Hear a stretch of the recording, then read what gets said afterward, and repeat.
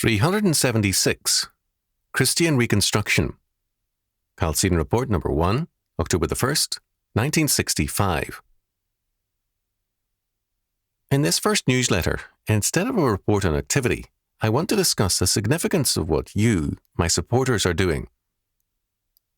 Most of us know the Renaissance as a period of great art, promoted and sponsored by wealthy patrons who were the kings, dictators, and rulers of that era. That art was a beautiful icing on the Renaissance era. The heart of it lay elsewhere. For centuries, the Church had been the major patron of arts and letters, and the Christian culture had flourished. Emperors and kings very early began to subsidize contemporary thinking with this view. There were clearly religious and philosophical trends pointing towards humanism and statism, but it was the heavy, steady, and long promotion of these things by subsidy that was responsible for the rapid spread and victory of these forces.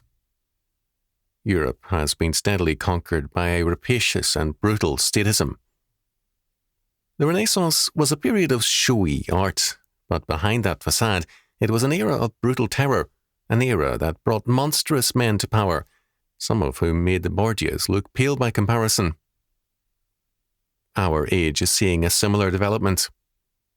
The major and minor foundations have been extensively captured by the forces of humanism and statism, and a new age of terror is developing all around us. Scholarship, arts, and literature are being subsidized to serve the purposes of humanism and statism, and our schools and colleges have been largely captured by these forces, as have been most publishers and periodicals.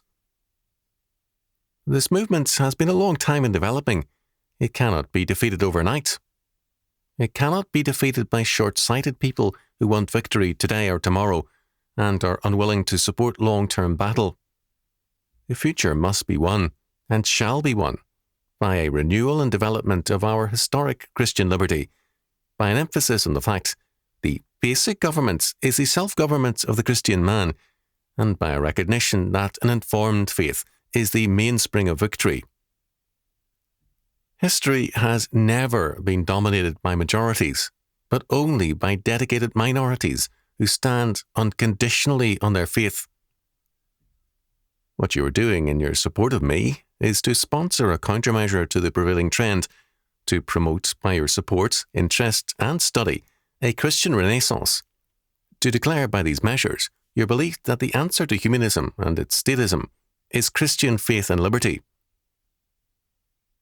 Our choice today is between two claimants to the throne of Godhood and universal government, the state which claims to be our shepherd, keeper, and saviour, and the Holy Trinity, our only God and Saviour.